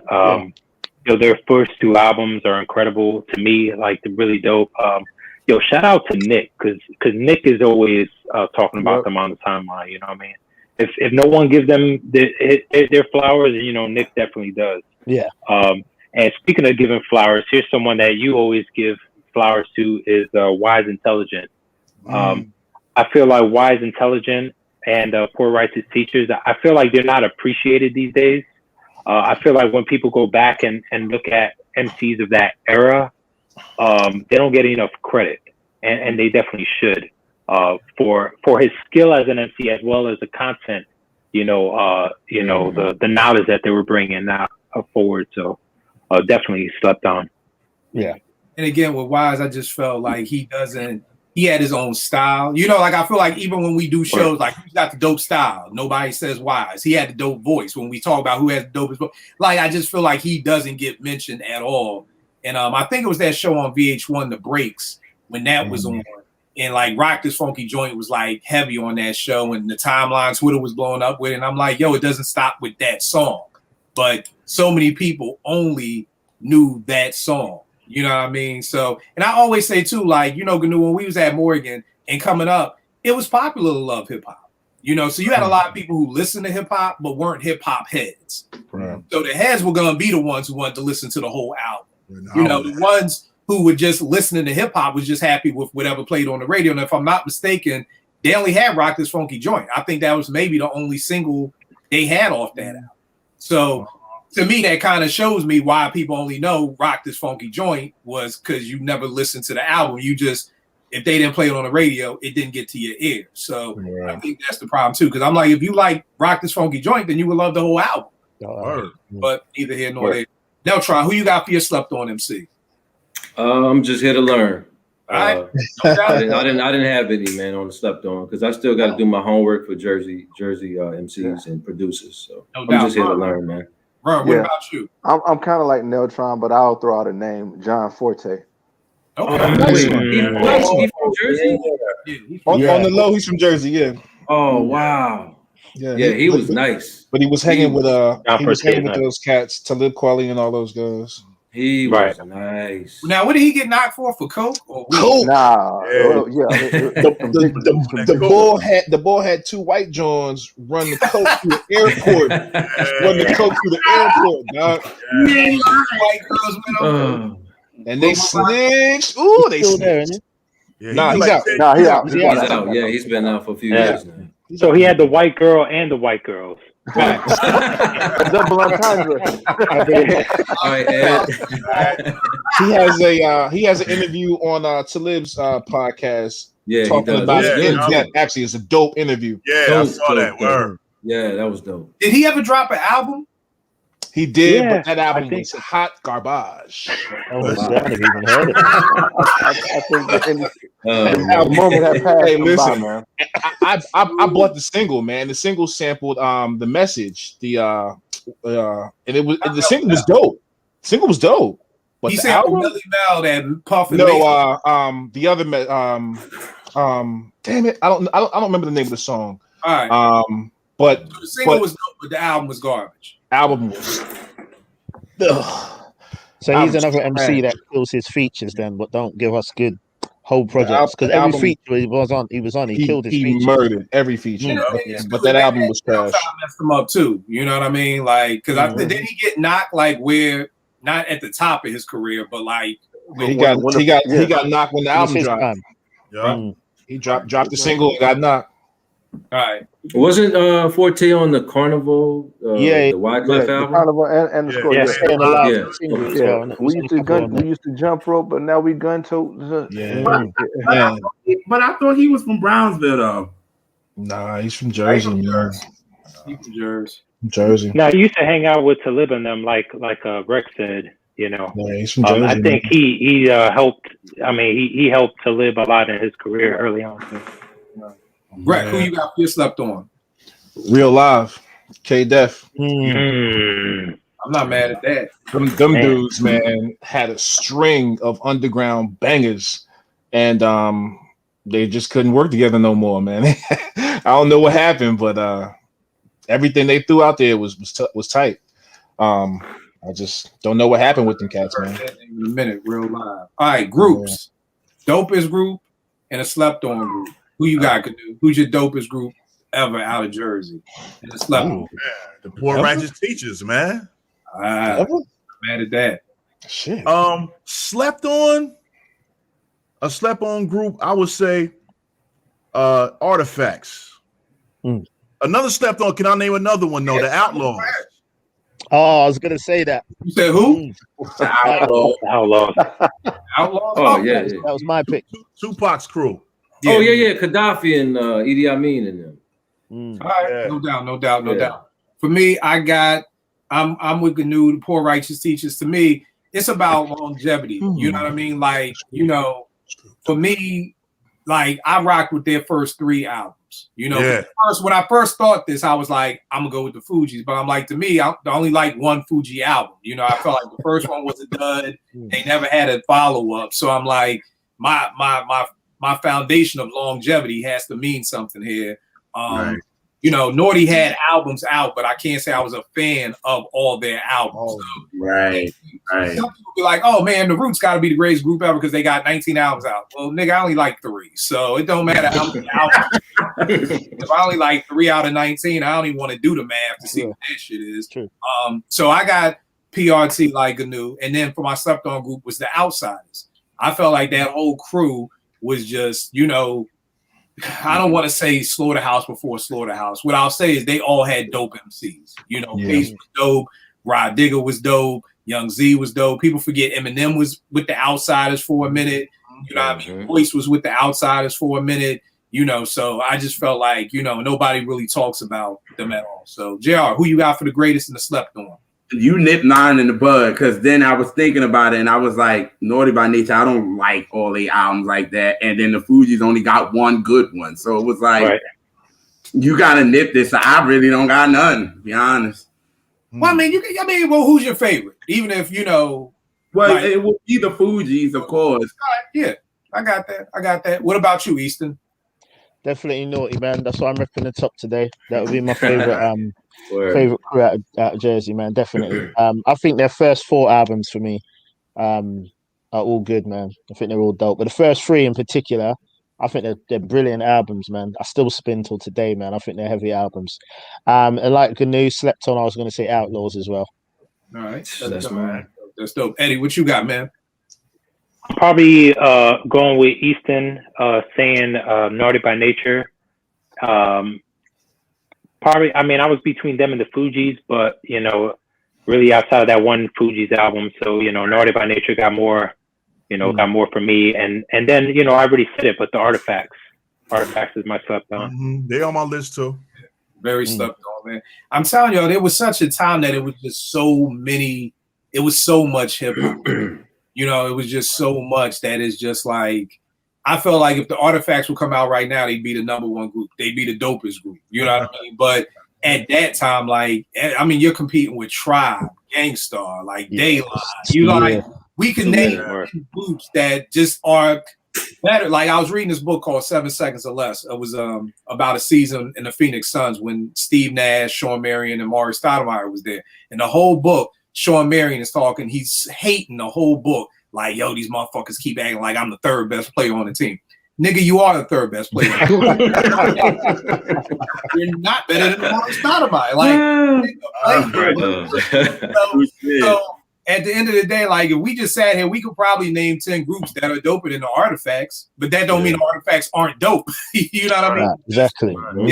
And that were just doper than them. You know, like if we can name 10 5 mic groups, and maybe the Artifacts are 4.5, and they're still great, but they just don't have what you just wasn't messing with Gangstar, Daylight, Tribe, you know, Black Sheep. Like you just weren't being able to crack those crevices like that because everybody was just dope at that time. You know what I mean? So, I mean, at least you ain't the Double X Posse. You know what I mean? With Nobody knew it was dope, but because that's all they had. I was about to say, Rack, ask me what else name another song, and I'm gonna tell you, I'm not gonna be able to do it. So. Like the emoji, just not gonna be able to do it. No. Hey, yo, Q, you know another slept on cat from Jersey. Half of Das Effects, him too, but Crazy Drazy from Das Effects. Yeah, from Hackensack. Crazy, yeah, you're right. I thought, wow. I didn't even think that. You're right. Oh, I thought Scoop was from the Books. The Books from Revere. He's from Brooklyn. Yeah, he's from Brooklyn. And the other cat is Crazy Drazy from Jersey. They ran with the Brooklyn because at the time it was cooler to be from popular. Yeah, right. Exactly. Yo, you know what? I may have an idea for a show just off of that. I may have an idea because that's one of the few groups where I thought both MCs were just equal. Yeah. Like I never really was like, yo, Scoob is killing Dre or Dre is killing Scoob. Like they were just they literally was on some old, for my comic book says out there, Firestorm. Like they just both of them were just so dope and they were just Das Effects. Like I don't even separate them niggas. Like because they were just so dope together. You know how with Outkast you like Dre, Tribe, Fife. I just never even separated them two. They were just literally like they were one entity because they were just so dope together. Now, Tron, you got anybody for slept on? Yeah, Gnu and I think Eddie Easton said the Outsiders. I mean, not the Outsiders, the Outlaws. Yeah. And you know, unfortunately, I think it's only 2 members left because the other 2 guys got shot or something. Napoleon and I think Gaddafi, but Tied just after Tupac, isn't it? Yo, that was a weird mix with Pac. Why Pac? I don't even know how Pac and the Outlaws met, but one of them is his cousin. Yeah, Gaddafi's his cousin. And the rest of that's his fam. So that's how they all linked up. Hey man, let me tell y'all. I need a documentary not on Pac, but just on all the deaths around Pac. Like I'm cool. I don't want to be nowhere near that shit. I don't even want to watch that motherfucker. I don't think people understand how many people like they don't see the family tree of Pac and so many people that were murdered. Yeah, like the Thug Life crew. I mean, like there's people just think Pac and Big, and I'm like, yo, a lot of other people died behind this that the dots aren't connected to, but are definitely part. Vern, who you got for slept on MC, bro? I don't have nobody. I mean, everybody that I know about Jersey, somebody has said already or whatever. So I'm here to learn.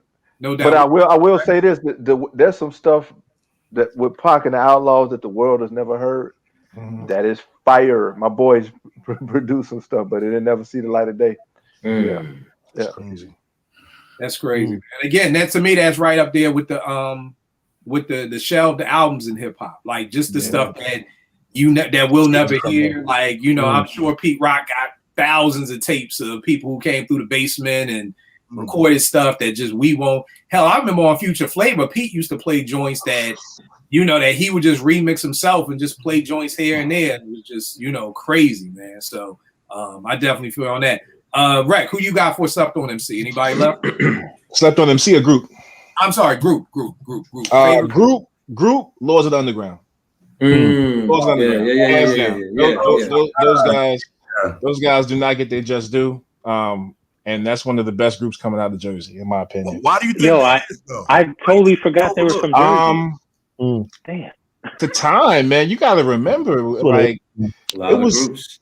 That's the thing that this generation is so much music out now, but you got to dig through it. You got to dig through the shit to get to the good stuff. Everything that came out then was good. Yeah. It was good music. And it just wasn't good. It was great. Like everything that was coming out was great. Correct. You know, Funky Child, and what was the other joint? Funky Child, Chief Rocker. Check It. Yo, shit. TikTok. At the party, like Chief Rocker could shut down. And that album had what 17, 18 songs on it, and 3 or 4 of them were singles. But you know what? I'll give you a great example about what I was just talking about, the Artifacts. I never listened to the whole album. It's a long album. It's a long album. Sports weren't dope. It's just, again, there was so many other groups that would just again, you know, this generation doesn't get it, but you know, in our generation, we listen to albums over and over and over and over. Like, I can't tell you how many times I listened to The Chronic, and then you'd be like, "These nuts," and you know, we would imitate everything that would go on. Yeah, you're absolutely right. Yeah, you know, so this generation would be like, "Oh, Redman, what? I listened 3 times and never listened to it again." Whereas we would listen to months, 300 times. And to last long because of that. Yes, right. Because that's the thing. Because of that, other stuff couldn't get in because it's like I'm banging Redman. So I got the Noise of the Underground. Put that shit over there. I'll get to it when I'm done with rap. Right. You know. Just never listen to the album. Yo, I got another point that I just thought about. All these groups, we talk about how dope they are, how slept on they are, and artists, period. But none of them sound the same. And they're all from Jersey. Right. Yo, they're all from the same state. And they don't sound the same. Like, you know, you got Lords of the Underground don't sound like, you know, Naughty by Nature. They don't sound like the Artifacts. They don't sound like Poor Righteous Teachers. Like, everyone's unique. And all within a 50-mile radius. But I mean, we got to understand the climate of somebody actually today is Blake Griffin getting the Hall of Fame. And I'm like, hell no. And he's like, look, what happened? Somebody asked you what? Does Blake Griffin get in the Hall of Fame? Get into the Basketball Hall of Fame. And I said, no. And he was talking about criteria. And I was like, to be honest, I don't have a criteria. I need to make one. But neither here nor there. He was saying that for him, if you are at the top 5 of your position for 5 years, then you should get into the Hall. And I'm like, I disagree. Maybe if you're the top 2 or top 3 of your position for 5 years. And then he's like, well, that would exclude Oakley and I mean Ewing and other people. And I'm like, but they're different eras. See, in the 90s, it had to be in the top 5 because you're talking about you know, but nowadays, who's the best center? I mean, now we don't even have centers in the All-Star game. Right. It's just guards and just pick some people now. Like, so again, it almost has to shift. So like Rex said, everything that was coming out was great. And like I said, I never heard, here's something that people bug out. I never heard Souls of Mischief's first album. I've never heard the whole album. I know words. He just couldn't get to it. But you know, if we all sit here, we all have heard. We have an example. Yeah, there's going to be holes in our hip hop. That there was something that just never could crack it, and I love That's When You Lost. In '93, Till Infinity is one of the greatest songs ever in the history of human beings, of just music. But whenever that album dropped, I guarantee you something better was on. Something, I don't know if Midnight just dropped. I don't know if I was still listening to Low End. I don't know if Smith & Wesson dropped. I don't know the dates. But whatever I was listening to at that time, my rotation was so tight that you just weren't breaking in. What you gonna say, Vern? You know, another reason why that is because you couldn't just go on YouTube and type in it and listen to everything. See, that you had to go buy the CD or the tape. Yes. Or your boy had to have it. Y'all swapped up or whatever. But now you have access to everything. So yeah, that's another reason. You know what, Vern? That's a great point. Because the crazy thing is, you know, from doing 88.9 all those years, I just got everything for free. So when I left and I moved to Atlanta, and like I had to buy a CD, like it felt like so like, oh my God, I got $18.99 for one, because for 7 years I've been getting everything for free. And it's just like, yo, and then that makes you really start thinking about what do I want to buy, because what am I gonna buy? The CD is almost there. We might as well call it $20. Like, you know what I mean? And it's like, what am I gonna buy? I'll never forget. I must have been home for the summer because Pete and CL's second album, Main Ingredient, dropped and Diggable dropped. And at the time, I only had $20, and I went with Pete and CL. You know, what's up, Vern? I'm sorry. I thought I was. Oh, yeah. So that was my thing, that I went with Pete and CL instead of Diggable. So I never heard that whole Diggable album until like later on in life. Like, you know, where like Vern was saying that I could just listen to it online or something like that because you had to buy it. You know what I'm saying? And when we was in college, I mean, 8 CDs dropped this week. We all ain't spending $90, $100 at what was the joint across the street? Canoe? I forgot the name of that record store that was across the street from us. Yeah, I forget too. Yeah, but we wasn't spending all our money, $100, you know, on music. So it's kind of just like, that's a great point, Vern. Definitely a great point. Hold up, I had one more. My bad. Oh, go ahead. No, I was just gonna say, just sort of like to confirm what you're saying, because before you're spending £10-15 or what have you on one drop, when now all you're doing is spending $9.99 on a streaming service. You're listening to multiple albums every day, 10 albums, 5 albums are dropping a week. You're just listening, having one listen, don't really like that, you're on to the next one. But like you said, when you spend your last £10-15 on an album, you're going to listen to every song on that album and make sure you're feeling it or not, but you're going to get your money's worth. So what happens now, we're just going through it really quickly and not listening to whole albums and putting out and also and missing out. They used to get you out on release day, because you like, if you didn't buy on release day, then you're gonna pay like $18, $19, $20. But release day it was always on sale. Yeah. So you had to make sure you bought it on the first release week. The first week. It's gonna get you. It was a rat. And again, I challenge them all the time. Like me and Ev did a show about it called "Stop Speed Dating Hip Hop." Like, stop being in such a like. I'm gonna spend at least a week with an album. I want to live with it. Definitely. I want to take the time, because here's what happened. The fun part for me, at least growing up, was knowing the words. You know what I mean? From the first time I heard Roxanne, it was like, who's going to get on the school bus? I was in 4th grade. Who's going to get on the school bus? Who's going to be able to recite Dr. Ice's whole rap? Who's going to be able to recite that? So I come from an era where you wanted. Do you know how many times we be sitting on my step like, all right, B.I.G. D.A.D.D.Y.K.N.E. Like, we sat there trying to figure out how we were gonna say these words, and I you know, realized like, yo, somebody will be like, yo, Benny's Cannon Talk 3 is my favorite album of the year, and I'm like, all right, bust a verse, and they don't know it. Like, I'm like, yo, how is an album your favorite album of an entire year, and you can't even give me a verse, not even the whole song? I think if we put on Big Daddy Kane's Ain't No Half Stepping, 9 times out of 10, everybody up here is gonna be able to rhyme along with it. You know what I'm saying? Hey, Kill, put on number 3. What's the name of it, man? You don't even know the name number 3. You don't even know the name of the songs anymore. So I'm always challenging people. Like, I get it. Music is always dropping, but take some time and just live with the album for a while. Just take the time, spend a week with it, spend time with the other music. It will still be there. But the problem is that we have to talk about it on the timeline. That's what it is. Because here's the thing. If Gangstar drops on Friday, and I don't listen to it for 3 weeks, by the time I'm ready to discuss it, people like, nigga, we done moved on. We don't know. We don't want to talk. So that's the problem, that if you want to be part of those conversations, you have to listen to it. For me, I don't mind not being part of the conversation. So that's one of the reasons why I'm able to do it. But even when I used to write for a couple of online magazines, I had to stop because they were like, "Kill, we need a review of this in a 2-day turnaround." I'm like, "Yo, I can't give you a 2-day turnaround on if I really like an album." Because again, back in our day at the radio station, we would get the album a month, 2 months before it came out. So that gave us 2 months to live with it before we reviewed it. The same thing with The Source. The same way any type of musical publication, you were getting this album at least a month before it dropped. Now it's like the album comes out Friday, and if I don't post a review of it by Monday, I might as well not even post a review at all because nobody's going to care anymore.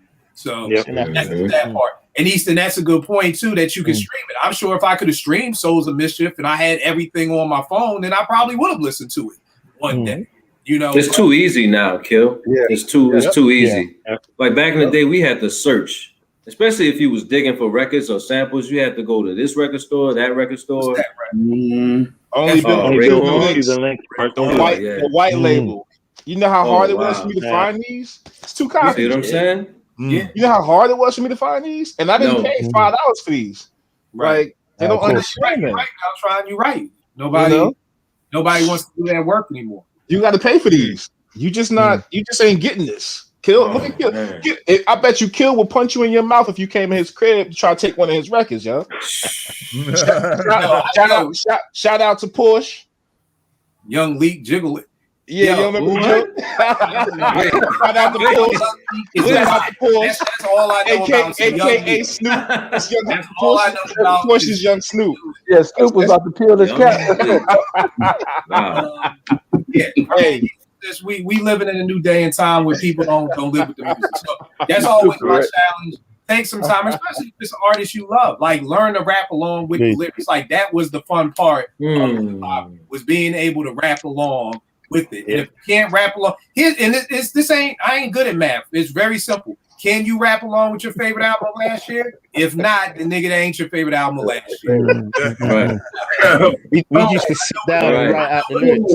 I know when Boomerang comes on, I can sit there and recite the whole damn movie. I just watch the movie. Same thing with Beat Street. I recite it. I do the breaking moves. I do because I watched it a million times. So you can't listen to your favorite and you only listen to it 3 times because you had to hurry up and get ready for whoever else will drop the next week.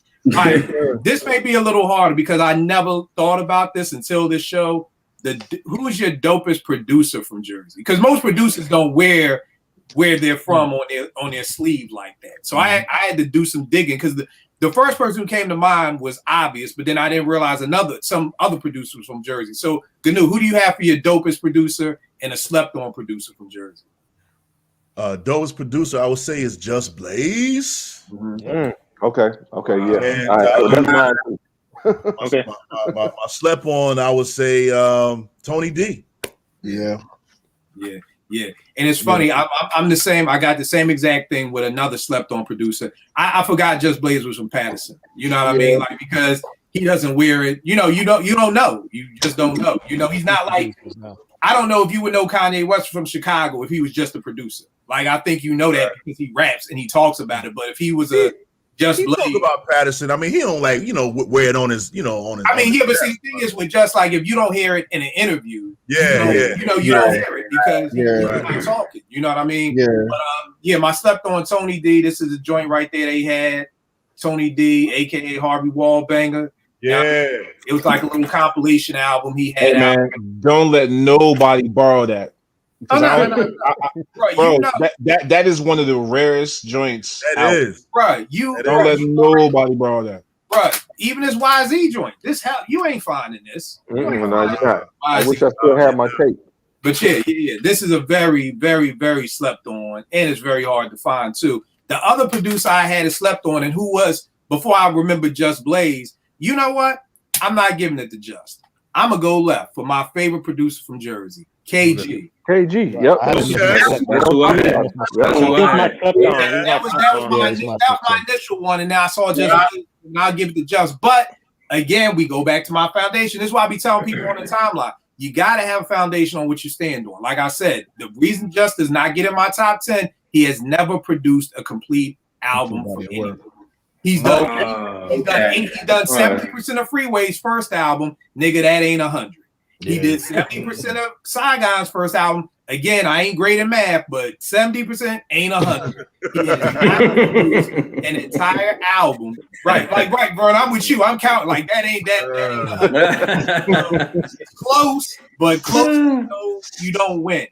People don't understand KG has had his hands in both hip hop and R&B.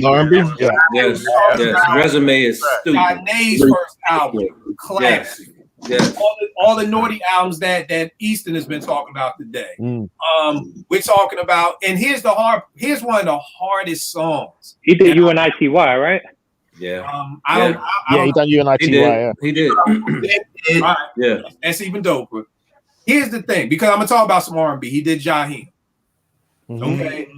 I see JR's not happy. The king of R&B. Put that woman first. Put that woman first is one of my favorite joints. No. The first song he did. What happened? He the Brunswick dude. Yeah, he's from New Brunswick. Where we at? All right. He's from New Brunswick. And he did the first single for Jaheim. I forgot what the name of that was when he was working at the car wash. Just in case. No, not just in case. Could it be? Could it be? That bangs. That Could It Be still bangs to this day. He did Kanye. He did Next. People forget He did Latifah. He's done Mary. He's done Luther. He's done Run DMC. He did the Rotten Rascals. But Biggie. The Rotten Rascals. He did Biggie with 112. But the joint is my favorite joint ever. Out of Philly, the youngsters, Cruise Pop. Cruise Pop. He did Cruise Pop. Yeah. Pop. Oh, that was a hit. That beat right there. Yeah, man. Because Stretch wrote it. If your face don't make a news face when I say Cruise Pop, when you play that, you are the feds. When Cruise Pop comes on, you better scrunch up your face like you about to rob somebody. I ain't one of them people. I ain't one of them people. You got to do coke to show you ain't an undercover. Nigga, I'm gonna play you some hip hop. I'm gonna play you Cruise Pop. If your face don't scrunch up, nigga, you could get up out of here. And then another thing that people don't talk about that was hard as hell, D-Nice's Time to Flow. It was really? He did D-Nice's Time to Flow. What? All the people out there who only know D-Nice from the damn pandemic, what is it? The COVID carnival, what he got? The quarantine. The IG Live, the DJ. Quarantine. He got something called the quarantine culture or something. Quarantine, I said the quarantine culture, Club COVID. Before Quarantine Culture Club. And before he was a photographer, D-Nice was a rapper. And he was down with BDP. People don't even notice about D-Nice. He was down with Movie Down Productions. Actually produced the bulk of the second BDP album By Any Means Necessary. KRS just gave him the props for that after years of everybody thinking KRS D-Nice. The other one produced Self-Destruction too. Yeah, I was just gonna say produced Self-Destruction. He did Self-Destruction. He had the joint Just Call Me D-Nice, but on his second album, he had a joint out called Time to Flow. Time to Flow, that was dope. I forgot about that. Here we go. Time to Flow. YouTube Time to Flow, YouTube Cruise Pop, and then look at all the R&B stuff that this dude gave you. KG is the producer out of Jersey. Yes. JR, who you got, good brother? That's why I was gonna say KG, because a lot of people don't know the stuff that he did. That's why I was gonna say he was underrated as that, because he got his hand in R&B like serious. So you already know that. But I was gonna say Just Blaze as that, but I gave KG underrated because they don't know this dude did a lot. You know what I mean? Y'all nip that. No doubt. Easton, who you got, good brother? Exactly the same. I've got Just Blaze as my favorite producer from Jersey. He's actually top 5 for me. And then I had KG down as slept on. All right. Eddie, what about you? Yep, same. Just Blaze, KG. Like, I think he slept on because, you know, he's obviously not a household name, but he should be. Like, he just, you know, Just Blaze because he tells you who he is on every track. Just Blaze, right? Right. So, you know, producer tags wasn't a thing like that, but he got a crazy resume. So definitely slept on.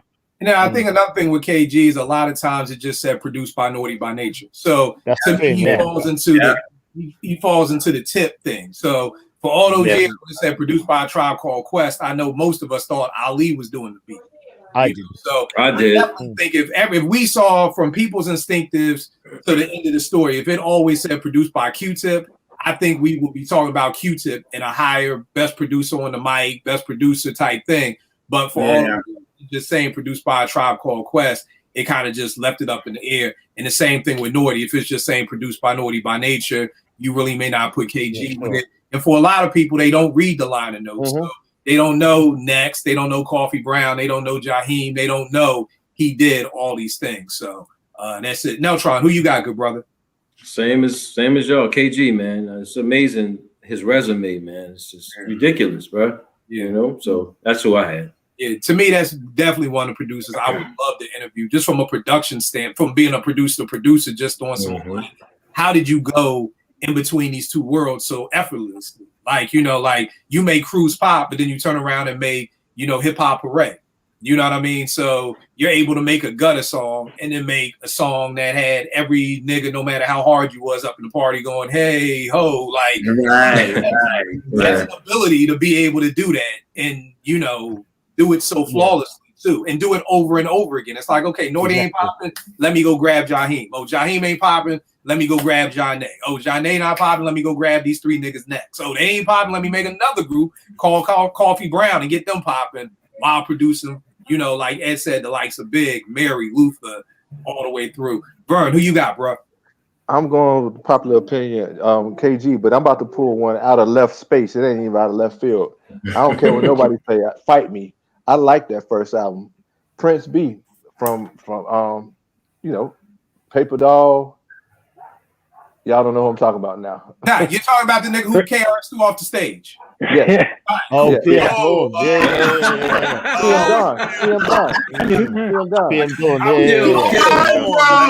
Come on. Okay, is that the nigga? That's not Prince Marky D. That's not Prince, but Prince B. Okay. I mean, when that album came out, it was unlike anything I had ever heard, and I love how niggas now hardcore be fronting. Somebody bought that album, you know. It had tracks on it, man. Yeah, I ain't gonna hold you. I never heard it, but I love the song he had on the Boomerang soundtrack. Like that song he had on the Boomerang Lost soundtrack. Without Die Without You. Die Without You, yeah. And you know what? PM Dawn. Yeah. If PM Dawn came out now, they wouldn't get too much flack. They wouldn't get all the flack because now, you know, with Aubrey and all these other artists that are music. You know. And here's the funny thing that a lot of people don't know about Prince B. I didn't know about it until I really got into digging.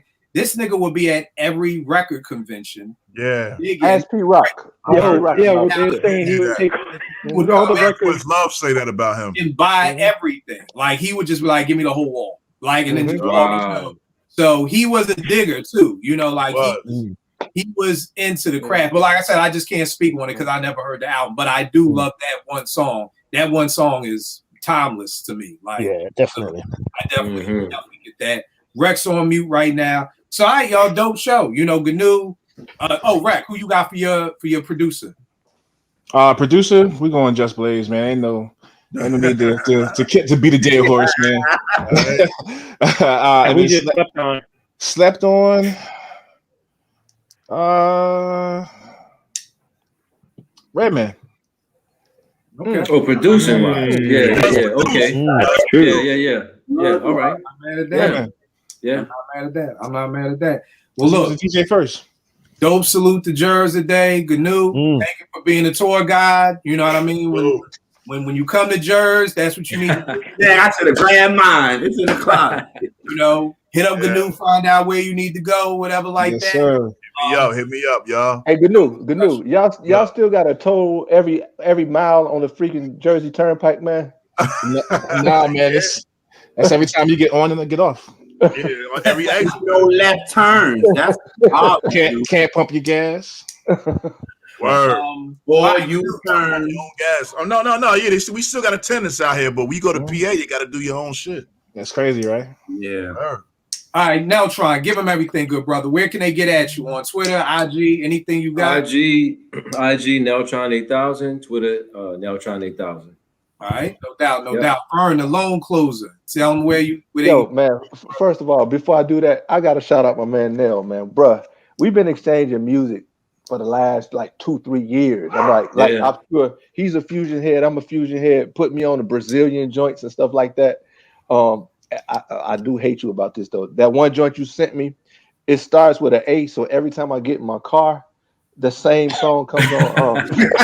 Yeah, I hate that shit. But on Instagram it's V the Loan Closer, Twitter V Chandler 10. All right, no doubt. DJ Rec One. Let them know where you at, where they can tune in, where you DJ and all that good stuff. Man, I wish I was DJing somewhere. St. Louis is a different beast. So check it out. Instagram is at DJ Rec One. Twitter is at DJ Rec One. Still doing Denver Fridays, 10 o'clock. The foundation is there. Texas Fleet Radio. The foundation is there Wednesdays at 9. Just trying to make it happen, man. That's about it. Are you still taking indie? Are you still taking indie artists? Always. So if there's any indie artists out there, send me your music, preferably clean versions. If you got a dirty version, I'll listen to it, but it's not gonna get played. I can't do nothing for you because my radio stations track BDS spins, so I can't play curses. Got to be clean. If you know what a DJ service pack is, that's what you send me. Send it to djrec1bookings@gmail.com. I'm gonna say it again, djrec1bookings@gmail.com.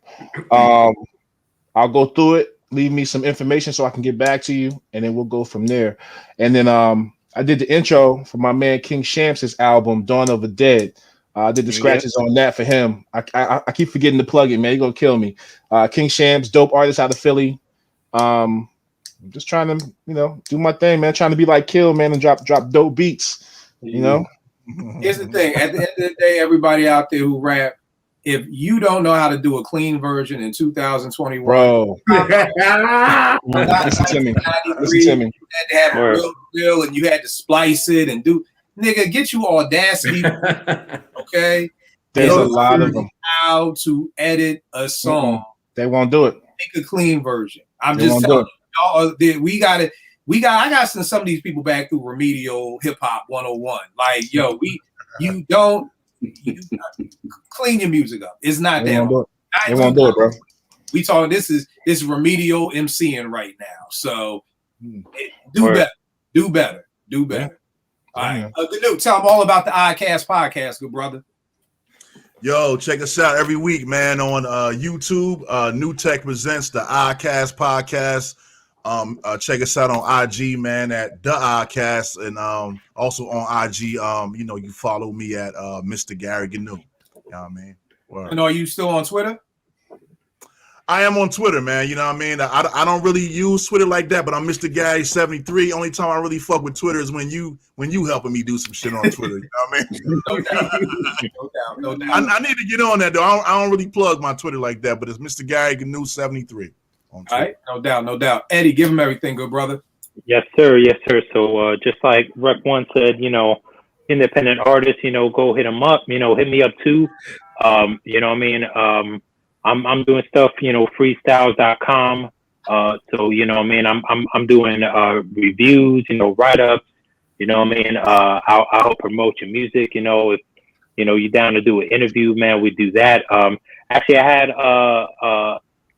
had a project I did, Hip Hop Memories. I had Gary Gnu and JR on, sharing their dopest, fondest hip hop memories. So that was dope. So, I'm doing a lot right now. I got a family situation. I'm taking family time, but I'm definitely gonna come back strong. But if if you're an independent artist, man, you got some dope shit, man. Just send it my way, man. Get at him.